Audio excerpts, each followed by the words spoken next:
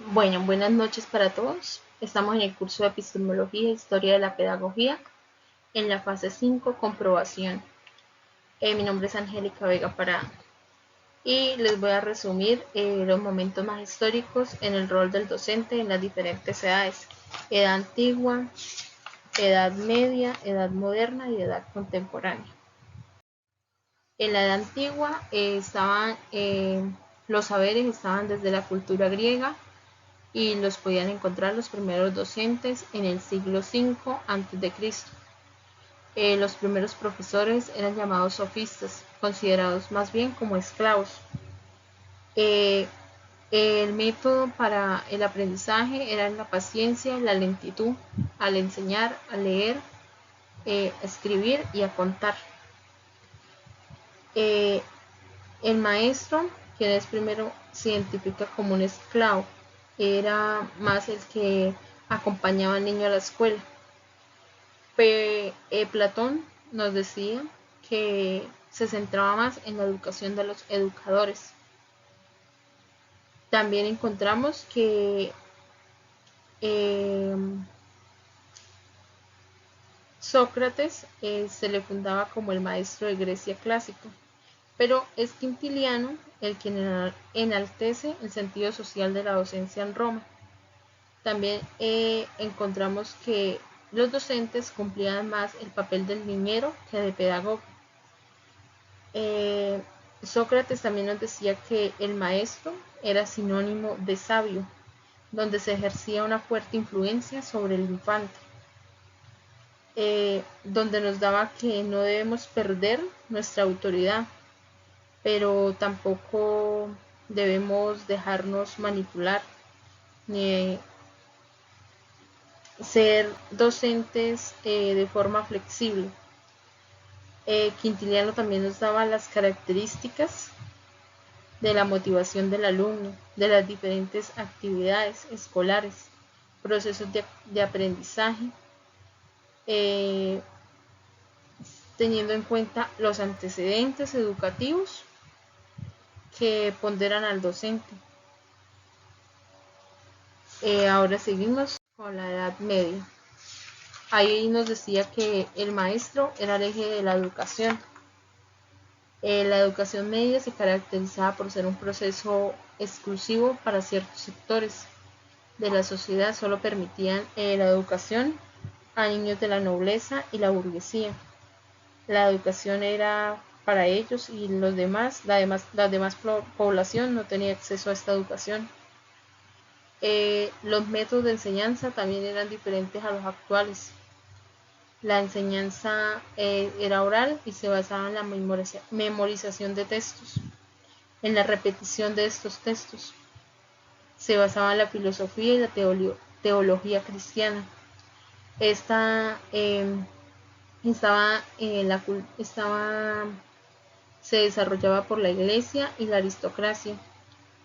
La iglesia tenía un gran poder por todos los aspectos de la vida, pero sobre todo por la educación. También encontramos características de la educación media que se dividen en 3 etapas. La primera etapa es la educación de la escolasticidad, en la que los niños aprendían a leer, a escribir en latín. La segunda etapa, trivium, en la que se enseñaba la gramática, la retórica y la lógica. Y la tercera etapa era quadrivium, en la que se enseñaba matemáticas, astronomía, música y geografía. Este docente ya tenía bases en el ámbito de la filosofía, las ciencias y las artes. Se centraban para la educación en los siglos posteriores. Seguimos con la Edad Moderna. Tenemos una gran figura que era Juan Luis Vives, de 1492 a 1540. Él se centraba su idea en lo educativo, en el estudio de las humanidades, y se revela como un auténtico maestro.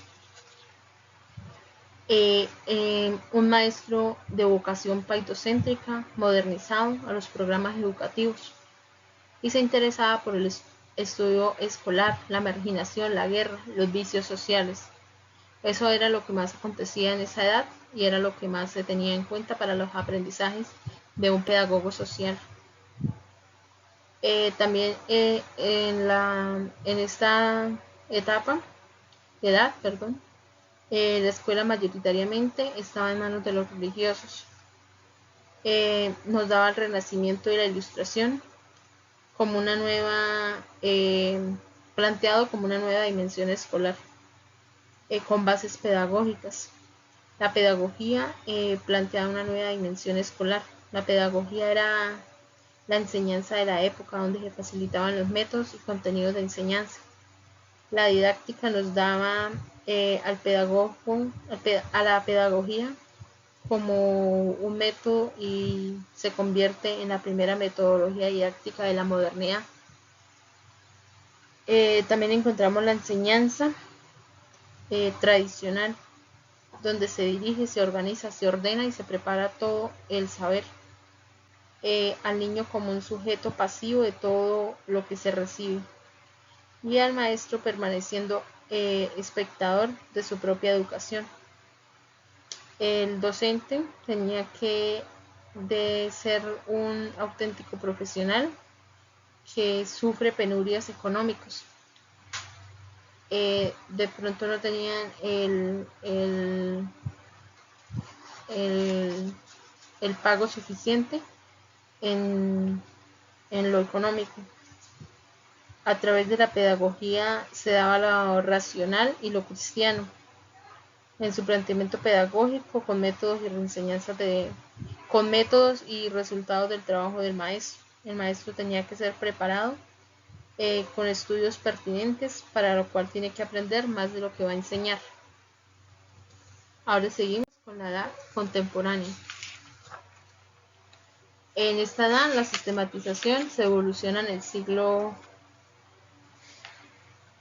XVIII, donde se daba el protagonismo al maestro.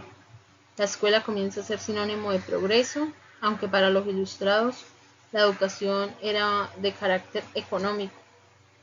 La institucionalización de la formación de los maestros en las escuelas normales, diferentes costumbres y diferentes orden social. También se trae a los alumnos de acuerdo con su edad, que se traten a los alumnos de acuerdo con su edad, no como un adulto, donde se estimule que hay que dejarles actuar. También encontramos el maestro debía ser una persona instruida, preparada cultural y profesionalmente. No se podía menospreciar la labor de las instituciones creadas con tal fin, con el fin de educar. La enseñanza tradicional se centraba en el maestro, el personaje central. Lo daba como una pedagogía fundamentada en el autoritarismo, la memorización y la competencia.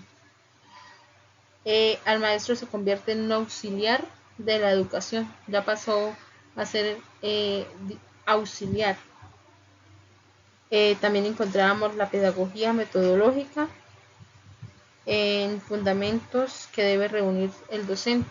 El docente debía tener algunas actitudes, algunas disciplinas y algunas formas para formarse, para prepararse pedagógicamente.